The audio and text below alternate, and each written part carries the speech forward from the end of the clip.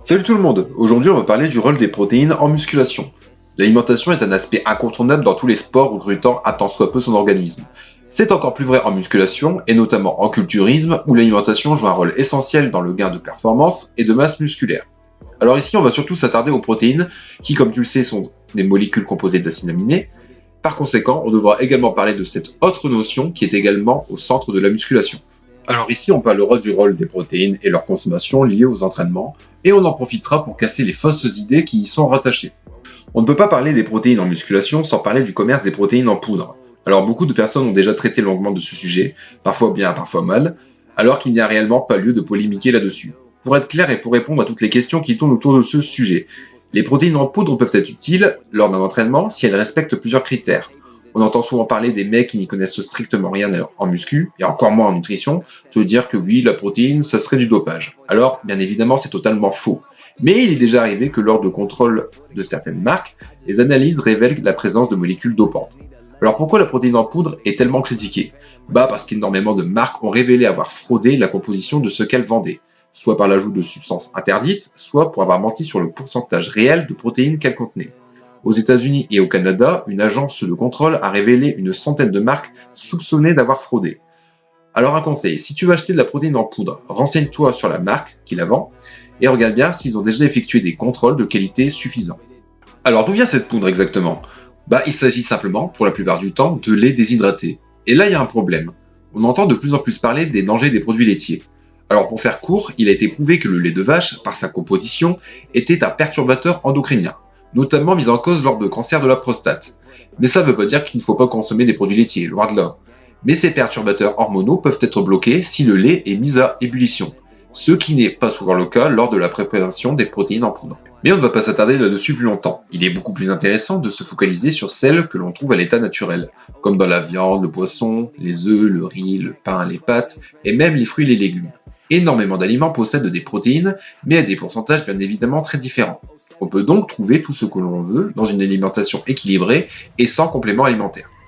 Alors l'une des rumeurs les plus courantes que l'on retrouve dans nos salles est que plus il y a un apport de protéines, plus il y aura un développement musculaire. C'est totalement faux, pour la simple et bonne raison que si le corps en reçoit en trop plein, il rejettera l'excédent, ce qui conduit, on le sait très bien, à des problèmes de reins qui doivent filtrer cet excédent, ainsi que le foie. Alors quelle dose faut-il de protéines quand on est sportif? Ça peut varier, mais ça aussi entre 1,2 et 1,5 g de protéines si on veut garder un équilibre musculaire. D'ailleurs, et pour en revenir là-dessus, le régime amaigrissant Dukan, qui a pour principe la consommation massive d'aliments fortement protéinés, a bien montré qu'un apport trop important fait maigrir et non pas prendre en masse musculaire.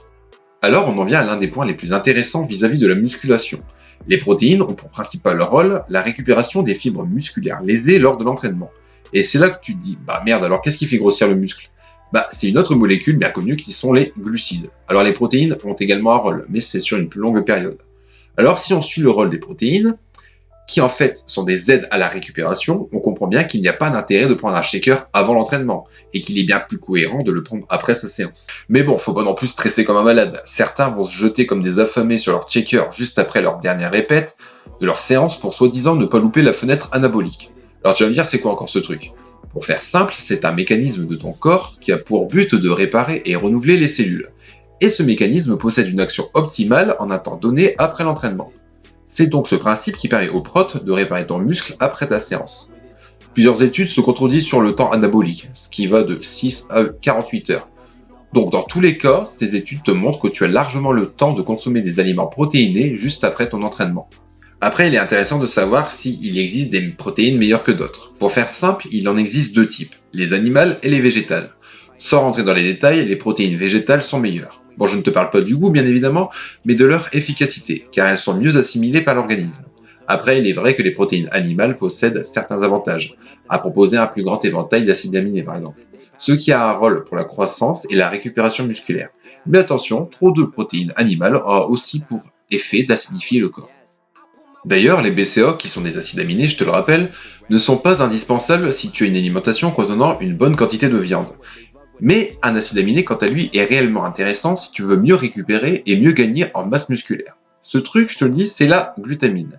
Et cette molécule est géniale, parce qu'en plus de te permettre de gagner en masse, elle te permet aussi de renforcer ton système immunitaire. Et tu ne risques pas d'en faire un excès vu qu'il constitue l'acide aminé le plus abondant avec un taux compris entre 50 et 60% de tes propres réserves. Et voilà, cette vidéo est à présent terminée. Si tu as aimé, n'hésite pas à lâcher un petit like. Si tu veux voir d'autres vidéos abordant la musculation, abonne-toi à notre page Facebook. Et à bientôt pour de nouvelles vidéos de la Golden Fitness Team.